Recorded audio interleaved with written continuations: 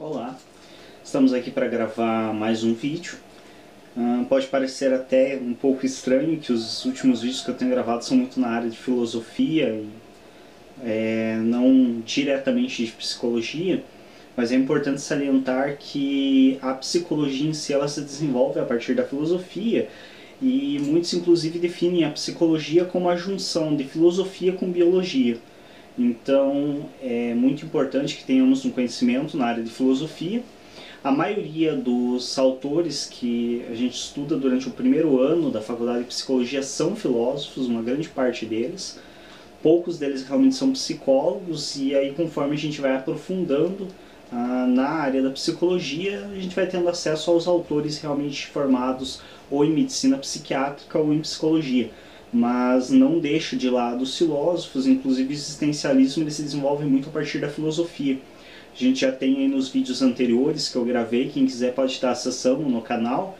A gente tem vídeos, por exemplo, sobre o próprio Aristóteles, que é um dos grandes filósofos aí da antiguidade, que foi primordial para o desenvolvimento tanto da filosofia, que posteriormente acabaria, por sua vez, dando a continuidade aí à psicologia, quando viria a se tornar independente da filosofia mais tarde.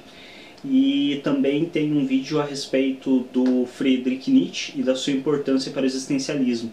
Então a gente vê que, principalmente dentro do existencialismo, a maioria dos autores que se trabalha são filósofos e não necessariamente psicólogos, apesar do existencialismo ser sim uma área da psicologia.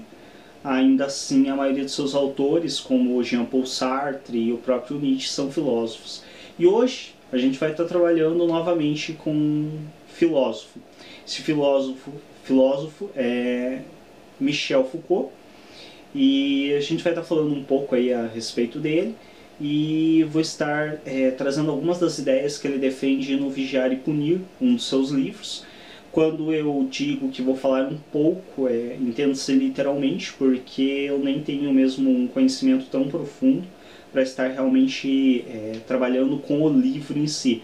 Então eu só vou estar falando sobre as ideias e não se trata de uma análise do livro como eu faço em alguns vídeos, porque eu nem tenho condições de conhecimento suficiente na área para estar fazendo essa análise, mas já tenho um conhecimento suficiente para estar falando sobre as ideias de Michel Foucault e a forma como ele trabalha o livro Vigiar e Punir. Então, o que o Foucault ele nos traz?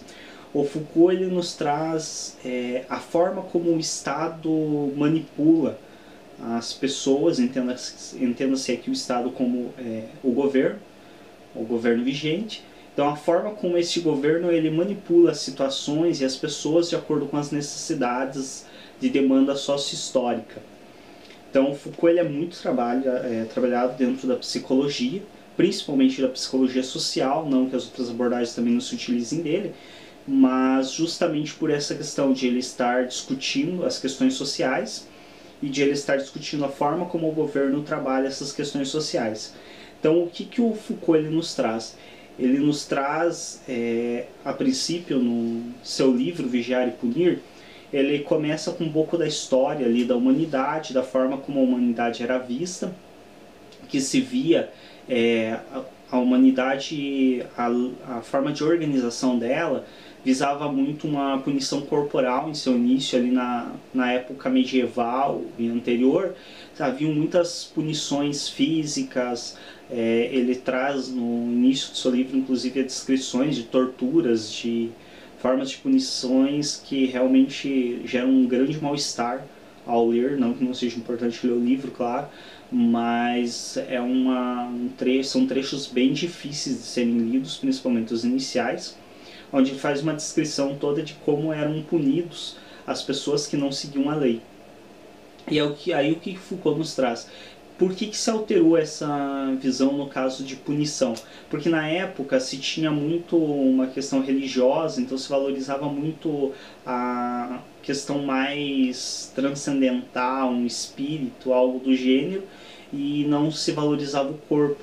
Mas com a evolução aí da humanidade começou a se entender o valor do corpo, começou a se dar mais valor não só pela questão do enfraquecimento um pouco da religião, do poder que a religião exercia nas pessoas e na mentalidade da época, como também uma questão de que com o capitalismo, com o desenvolvimento da questão financeira e com o desenvolvimento da exploração da mão de obra, começou a se perceber que tornar pessoas aleijadas ou matá-las com as punições como eram realizadas na época se tornava inviável para o Estado.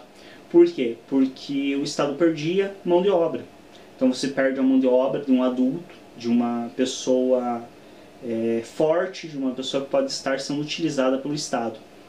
Aí se inicia a ideia do presídio, ou seja, a punição na forma de ver que nós temos hoje, que seria, no entendimento e no que Foucault defende, o presídio não teria nada a ver com o que nós temos hoje, porque o nosso sistema presidiário hoje é simplesmente ridículo, a situação dele, e muitos costumam definir o sistema prisional, principalmente brasileiro, e não deixa de ser uma definição real, costumam definir como a universidade do crime, porque realmente ali é aquela velha história, o cara entra batedor de carteira e sai de lá assaltante, sai de lá sequestrador, porque as pessoas, os indivíduos entram lá e vão totalmente contrário ao que seria a intenção inicial de um presídio e o que Foucault defende de como deveria ser o presídio, que é um local de recuperação do sujeito e de encaixá-lo dentro do contexto social. Mas a gente sabe que isso não chega nem perto de funcionar. Talvez nunca tenha funcionado na história da humanidade, nunca o presídio exerceu realmente qual seria a sua função. Por toda a construção social, pela própria mentalidade das pessoas, o presídio ele nunca realmente chegou a ser trabalhado como seria a sua proposta, que é a de recuperação do sujeito. Para isso, Foucault ele traz que para que o presídio funcionasse deste modo, realmente com o trabalho de recuperação do sujeito, seria necessário que esse sujeito dentro do presídio ele fosse instruído, ou seja, ele tivesse um professor para ensiná-lo, para ele ter uma profissão, para ele ter uma forma de sobrevivência e uma forma de utilização da sua mão de obra. E é importante que se diga que na época a defesa de se prender não eram apenas os criminosos, se entendia por necessitar de uma prisão para essa finalidade todo o que era entendido por pessoas vadias, por pessoas que vagavam sem um rumo determinado e que nada faziam da vida, entre aspas. Se entendia que essas pessoas deveriam ser encaminhadas para um presídio, onde elas receberiam uma educação profissional, elas receberiam um tratamento e um acompanhamento para se tornar pessoas melhores, entre aspas, ou seja, mais de acordo com as expectativas sociais daquele contexto. A gente sabe que isso não é o que ocorre. Só fazendo um adendo, passou agora, eu comentei no início de o Michel Foucault ele ser um filósofo, mas uma pequena falha, ele também era formado em psicologia, então inevitavelmente a sua grande importância para a psicologia. Ele mais é reconhecido como filósofo do que como psicólogo, até mesmo porque ele trabalhou mais na área de filosofia e como professor ministrando aulas e não necessariamente fazendo atendimento de pacientes, não foi algo que deu destaque para ele, esse tipo de atividade, sim a atividade como filósofo e como professor. Por isso a minha pequena falha, meu pequeno deslize em se esquecer de acrescentar o fato de ele ser também sim psicólogo e formado em psicologia. Mas enfim, continuando com a ideia de Foucault, ele, a partir da definição de como deveria ser o presídio, ele traz também outras definições ali do que ele chama das máquinas do Estado, ou também chamado por ele dispositivos do Estado, que seria o que o Estado utiliza para manipular e moldar as pessoas de acordo com a sua necessidade socio-histórica. Então, o que o Foucault ele diz? Que cada período, cada época, ela tem uma necessidade socio-histórica. Então, quando, por exemplo, na época medieval, se passou da necessidade de simples punição para evitar o crime para uma utilização da mão de obra, se criou o dispositivo do presídio, com a finalidade de estar recuperando esse sujeito que estava em uma vida de crime ou uma vida de vadiagem, estar recuperando ele para o Estado poder utilizá-lo de acordo com a sua necessidade. Isso vai se alterando e vai sendo modificado de acordo com cada época, de acordo com cada necessidade. Então nós alteramos as necessidades de uma época e alteramos o posicionamento do Estado perante as necessidades. Por exemplo, o meu professor, o Eduardo, mestrado em Foucault, ele sempre nos trazia um exemplo que era da questão da masturbação. Então, em determinado período da história, se tinha a crença de que a masturbação ela gerava um declínio do material genético humano. Então, se o sujeito ele exercesse a masturbação por vezes, ele estaria desperdiçando um material genético bom, e de acordo com esse desperdício, o que restaria mais adiante seriam apenas material genético de menor qualidade, que tenderia a gerar pessoas mais fracas, pessoas defeituosas. Essa era a crença de determinado período da história. Então, quando se tinha essa crença, o Estado ele investia muito nos seus dispositivos para evitar essa atitude das pessoas. Então se ensinava dentro dos dispositivos do Estado e se fiscalizava para que não houvesse essa atitude da masturbação por parte das pessoas. Então, quais são os dispositivos que o Estado se utiliza para estar trabalhando isso e moldando o indivíduo de acordo com a sua necessidade sociohistórica? Por exemplo, a escola. Então o que acontece? Não pode se masturbar porque isso gera um declínio genético no indivíduo. Então o que se fazia dentro da escola? Se ensinava que não se pode se masturbar. A família também é vista como um dispositivo do Estado. Então a família, como já vinha sendo instruída pelo Estado de acordo com essa crença da época, ela também reafirmava essa questão para o indivíduo dentro de casa, que não pode se masturbar porque isso gera um declínio genético. A igreja também é vista por Foucault como um dispositivo do Estado. Então dentro da igreja também se pregava a questão de a masturbação ser errada. E vários outros, como o hospital, também é visto como um dispositivo do Estado. A questão da prisão, a própria prisão também é um dispositivo, o exército, tudo isso são dispositivos do governo ou do Estado para moldar o indivíduo de acordo com as suas necessidades sociohistóricas. Então, naquele momento, a necessidade era de se parar com a masturbação, porque se acreditava que isso gerava o declínio genético. Automaticamente, o Estado investe nos seus dispositivos, em escolas, em hospitais, em família, em igrejas, para estar passando para esse sujeito a questão de ser errado ele se masturbar. E isso com tudo que é do interesse do Estado acontece isso. Então o que o Foucault ele diz? Que de acordo quando uma nova verdade é encontrada, ou seja, quando a ciência ou algum derivado aí encontra uma informação que pode ser útil para o Estado, esse se apropria dessa informação e a utiliza através dos seus dispositivos para moldar o indivíduo. Então o que ocorre? Por exemplo, a questão da masturbação, que aí vem também a frase do Foucault de que o saber é poder. Então o conhecimento é o que gera poder. Por quê? Porque você tem, por exemplo, o conhecimento de que, segundo os conceitos da época, a masturbação geraria um declínio genético no ser humano. Como não é do interesse do governo ou do Estado ter pessoas fracas, pessoas doentes, pessoas com problemas de saúde, essa informação é do interesse do Estado. Automaticamente o Estado se apropria dessa informação e vai utilizar nos seus dispositivos, na família, na escola, na igreja, nos hospitais, no exército, para que através da utilização dessa informação, o sujeito seja moldado de forma a não se masturbar para gerar descendentes fortes, saudáveis, de acordo com a necessidade do Estado, para que trabalhem e gerem renda para o Estado. Felizmente, né, essa crença se desfez, podemos nos masturbar à vontade, não que eu faça isso, mas vamos continuar referente ao texto.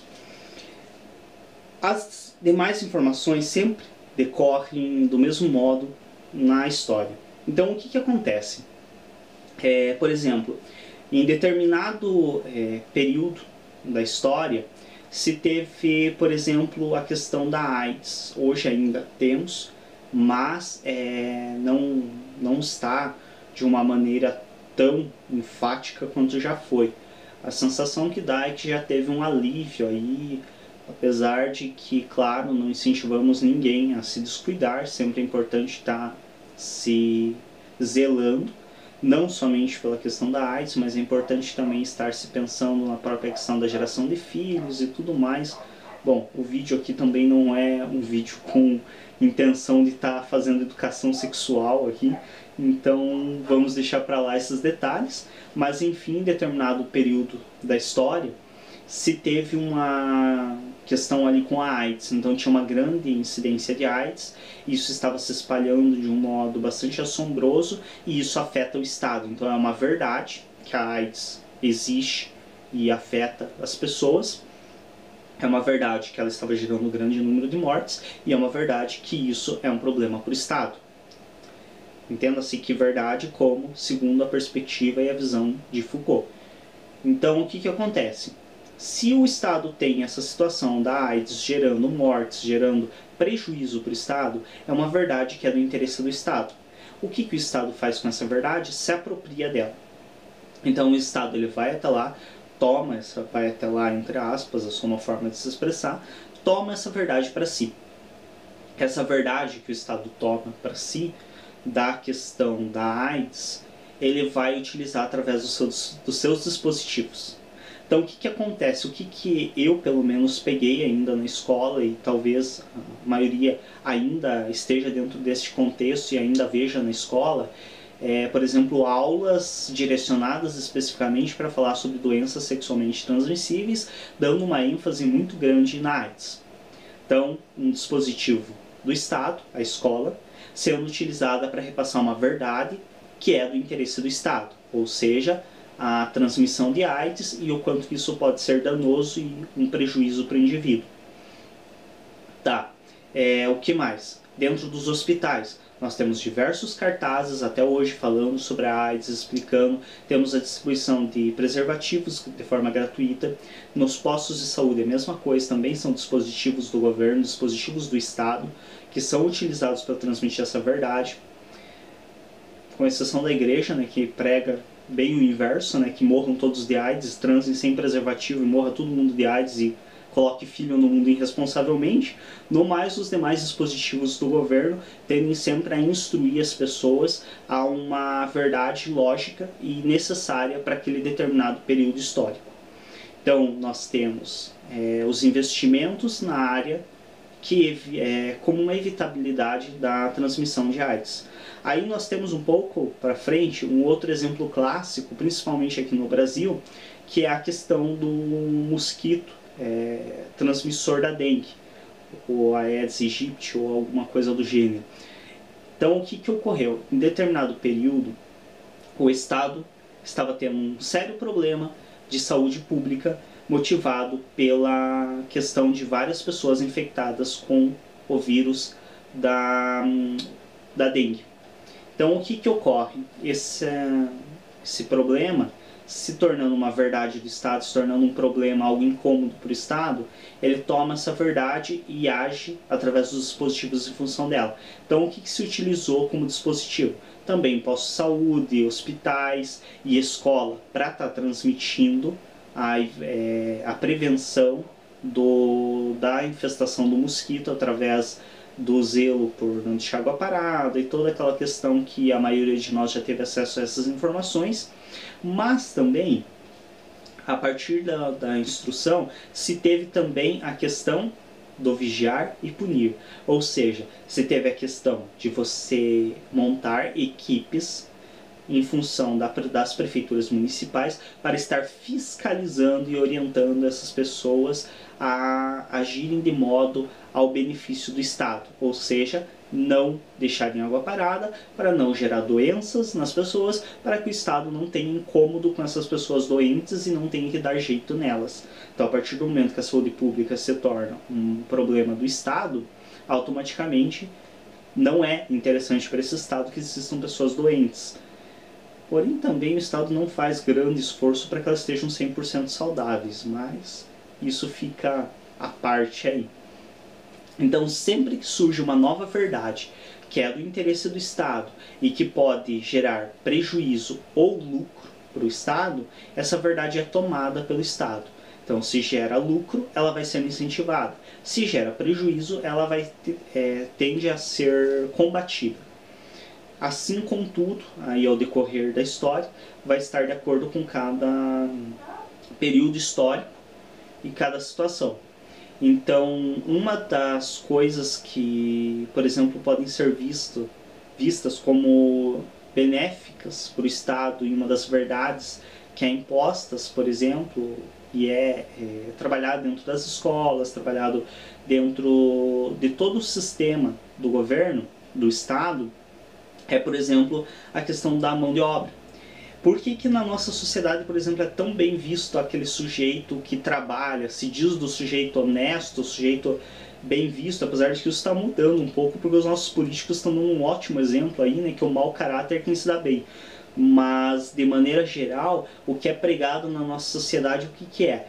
Que o sujeito bom, o sujeito que é bem visto, o sujeito que é moralmente correto, é aquele sujeito que trabalha todo dia, que se mata de trabalhar horas por dia para sustentar a família. Por que isso é pregado no nosso contexto social atual? Por que isso se prega dentro das escolas? Por que nós temos o presídio aí para evitar que o sujeito seja de forma diferente, que não essa de trabalhar e se dedicar horas ao trabalho? Por que nós temos toda essa construção do Estado em função de gerar esses sujeitos com a mentalidade de trabalhar para se sustentar, para sustentar a família? Porque é uma demanda histórica. Nós vivemos no capitalismo e para o Estado, quanto mais mão de obra, melhor. Então, se cria essa mentalidade e essa defesa de que você estar se matando de trabalhar é algo bem visto, é algo bom, porque é uma necessidade histórica do momento. E essa necessidade histórica, essa verdade, é colocada através dos dispositivos do Estado para estar incentivando que as pessoas ajam desse modo e estar inibindo que elas ajam de outro modo. Uma das coisas assim que o Foucault nos traz é a visão, por exemplo, do vigiar e punir. Então ele nos traz uma visão do panóptico, que é chamado, que é uma torre central, um local circular, onde essa torre tem a visão de toda a sua volta, que seria um presídio desenvolvido, para nessa torre um vigia poder vigiar todas as celas. Então funciona um círculo, com uma torre no meio, um vigia. Esse vigia pode vigiar todas as celas em volta e os presos não têm acesso a ver este vigia. O que o Foucault nos traz quando ele coloca toda essa questão, ele define e realmente expõe esse panóptico? Ele coloca a questão de que em determinado momento, depois de muito tempo de ser vigiado, esses presos eles vão se inibir de fazer coisas erradas, justamente porque eles não têm como saber se estão ou não sendo vigiados. A torre está lá e eles não têm acesso a saber se há o vigia lá ou não. E então, sem saber se estão ou não sendo vigiados, eles vão optar por não fazer coisas erradas porque podem estar sendo vigiados e serem punidos por isso. E isso a gente pode trazer muito para um contexto atual nosso. Então essa ideia realmente é uma das ideias também que é muito utilizada pela nossa sociedade ainda hoje.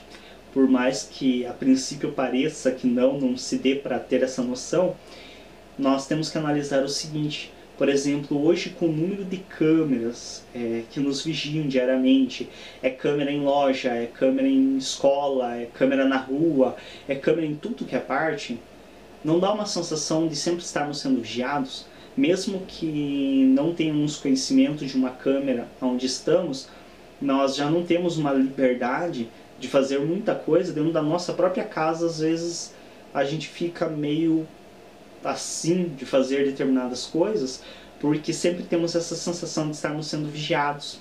E isso é justamente a teoria do panóptico. Então, nós somos vigiados de tal modo, e sem percebermos muitas vezes, como por exemplo as câmeras que estão espalhadas, a gente nem sabe que elas estão ali, que chega um determinado momento em que nós ficamos com medo de fazer algo tido como errado, sem nem mesmo ter a certeza que estamos sendo vigiados, pela simples dúvida se estamos sendo vigiados ou não. E isso é uma coisa também debatida muito por Foucault, principalmente no livro Vigiar e Punir, justamente dessa questão da vigilância. Então, outro conceito que o Foucault ele traz durante esse livro, que é um conceito na utilização do governo de uma estratégia, ou do Estado no caso, de uma estratégia para o controle das pessoas. Então, segundo a visão de Foucault, como que o Estado ele trabalha e ele incentiva ao mundo funcionar e correr de acordo com uma situação onde ele possa controlar. Então, ele fala que o governo essencialmente ele tenta exercer 4 tipos disciplinares. Então, ele faz uma distribuição de corpos, ele faz um controle das atividades, organização das gêneses e composição das forças. Isso funciona tanto para o Estado, funciona para uma instituição, funciona para todo tipo de organização social. Então, como que funciona isso? Por exemplo, a distribuição de corpos. Então, Foucault ele diz que se você quer obter uma maior produtividade, uma maior eficiência na atividade do indivíduo, você precisa realizar uma boa distribuição de corpos. Então, o que isso significa? Por exemplo, se você está realizando um trabalho, é importante que cada indivíduo que realiza esse trabalho esteja distribuído de uma forma a não atrapalhar o outro, a ele ter um espaço para realizar essa atividade que se espera dele e estar posicionado de um modo a facilitar essa atividade. Daí, por exemplo, a situação clássica da sala de aula, onde você tem um professor na frente, na versão mais clássica, o professor na frente falando para os alunos e todos eles posicionados com a carteira virada para o professor. Por quê? Porque justamente na visão da distribuição de corpos, essa seria a forma de aproveitar melhor esse discurso desse professor e fazer com que a eficiência dessa atividade seja maior. O segundo ponto que o Foucault traz, que seria o controle das atividades. Então, o que ocorre? Por que eu tenho 1 hora para chegar na empresa? Por que eu tenho 1 hora para sair, 1 hora de almoço? Eu tenho tudo através de horários determinados. Então, seria um controle acerca das atividades realizadas de forma a torná-las mais eficientes. Não que necessariamente isso funcione ao pé da letra, pois sabemos que tem muitas empresas aí que não exercem esse tipo de questão, não trabalham desse modo e têm uma eficiência muito superior, inevitavelmente superior a outras empresas que são tidas aí como certinhas e regradas. Mas enfim, é uma das formas que Foucault defende de estar tendo um melhor aproveitamento da mão de obra de um indivíduo e da utilização dele, enfim, de para um fim esperado. A organização das genes. Então, o Foucault ele traz uma questão de você dividir, ou organizar as pessoas de maneira a aproveitar melhor a eficiência dela. Ou seja, os indivíduos fazerem aquilo para o qual são mais adequados fazer, para o qual apresentam maior eficiência de fazer. E a composição das forças. Então, é importante para ter um melhor aproveitamento do indivíduo em qualquer atividade que ele vai realizar, que ele esteja compondo forças com os demais integrantes daquela atividade. Então ele não pode estar remando contra os demais remadores do barco. Ele tem que estar todos remando a favor da mesma direção para que se tenha um melhor rendimento e um melhor aproveitamento. Então isso em base é a ideia do Michel Foucault. Através disso, o Foucault ele nos traz que aí o Estado vai investir nesses dispositivos de sua utilização, como a escola, como a própria faculdade, como os hospitais, vai investir nisso para buscar as suas finalidades e que através disso vai nos moldar de acordo com as suas necessidades. E aí uma das coisas que eu me questionei quando estudei Foucault foi qual seria a solução, ou se ele, com o intuito dele com esse debate, seria fazer com que nós deixemos de sermos moldados por esse Estado e agir de acordo com o que o Estado espera. E em discussão com o meu professor de filosofia, ele me repassou o seguinte: não necessariamente que o Foucault espere que nós vamos contra o Estado, mas ele espera que, se formos a favor, que seja intencionalmente ciente do que está acontecendo. Então a ideia do Foucault, quando ele traz nesse livro Vigiar e Punir toda essa definição de como o Estado manipula as pessoas de acordo com as suas necessidades, como o Estado molda os indivíduos para atender às suas necessidades socio-históricas, o Foucault, nos trazer isso, nos apresentar isso, ele espera que nós tenhamos um entendimento acerca disso, que nós ao menos saibamos o que está acontecendo, para que, se for de nossa intenção realmente seguir isso que o governo espera de nós, que façamos isso de maneira consciente e não sem ter o conhecimento prévio. Então, a partir disso, nós podemos entender que não necessariamente nós temos que fugir completamente a esse esperado do governo. Até mesmo porque no mundo atual, se nós formos fugir necessariamente da ideia capitalista, não formos nos adequar ao contexto social, a tendência é que não tenhamos uma condição de sobrevivência na Constituição Social atual, mas também não é necessário que sejamos uma boiada sendo tocada para abatedouro, que é o que em geral está ocorrendo atualmente com a sociedade. E aí nós temos na sociedade atual também como dispositivo do Estado, por exemplo, a própria televisão, o rádio, com as suas propagandas imorais, inclusive sobre o governo, aquelas clássicas propagandinhas, né, bem legais, que o governo está te favorecendo, o governo é autossuficiente nisso, autossuficiente naquilo. Ele é autossuficiente no produto, mas você vai pagar, vai comprar, você paga 10 vezes o que vale. O governo trabalhando em sua função, coisas do gênero, que não passam de uma manipulação para moldar indivíduos dóceis ao governo e à demanda da necessidade atual dele, que no nosso caso, nos nossos últimos governos, aí no nosso presente Estado estruturado da forma que está, a necessidade atual é a do roubo e do desvio de dinheiro, né? Então, quanto mais gente estiver trabalhando aí para o governo ter bastante dinheiro para estar desviando, roubando e investindo em obras superfaturadas, como a gente viu recentemente aí em uma Copa do Mundo, melhor para o governo. Então ele vai estar realmente investindo nos seus dispositivos para estar moldando sujeitos dóceis e que ajam de acordo com o que ele espera, ou seja, burros de carga que trabalhem, se matem de trabalhar para pagar altíssimos impostos para serem roubados pelos nossos queridos governantes. Deixo aqui um agradecimento a todo político ladrão e corrupto existente nesse país que está acabando com a nossa vida. Nesse presente momento também faço uma crítica que, inclusive, as minhas aulas, a minha volta às aulas será um pouco mais tarde do que o esperado, graças ao nosso querido governador também, que deixou os professores sem o pagamento do salário que é de direito deles. Isso também os meus agradecimentos ao querido governador. Não vou nem citar o nome porque não se faz necessário, mas aí nós temos um exemplo clássico de que o nosso governo atual nem para isso não está prestando, né? Nem para investir nos seus dispositivos de formação de sujeitos para atenderem às suas necessidades atuais. Então nem para a teoria Foucaultiana o nosso querido governo está sendo inteligente o suficiente para exercer algum tipo de atividade. Mas enfim, nosso vídeo tende a ser mais instrutivo do que necessariamente crítico de política.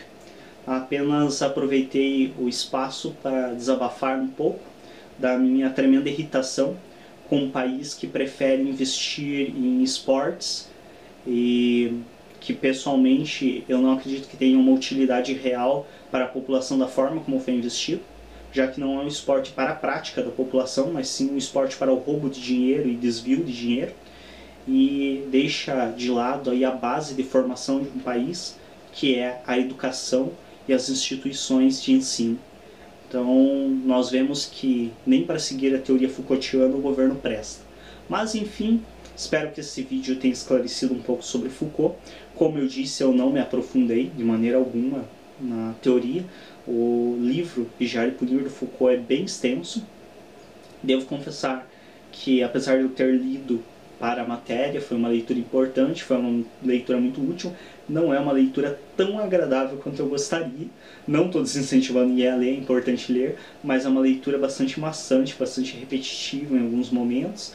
Então ele tem uma característica ali de escrita que não é tão fácil, mas que pode ser lido com um pouco de paciência e dedicação. É possível realizar a leitura de Foucault. Eu não vou estar aprofundando na teoria porque não tenho conhecimento suficiente também para me aprofundar muito mais. Mas a quem for do interesse, tem muito material disponível, existem vídeos no YouTube, existe material no Google aí para ser buscado, principalmente material acadêmico, inclusive artigos científicos e outros. Existem os próprios livros do Foucault para estarem sendo lidos, e existem também videoaulas dele disponíveis. Só dar uma procurada aí que consegue encontrar bastante material a respeito. Obrigado a todos. Novamente espero que esse vídeo tenha sido útil para quem buscou informações a respeito de Foucault, pelo menos para dar um entendimento de quem foi Foucault ali, qual a importância dele para a psicologia, principalmente para a área social da psicologia.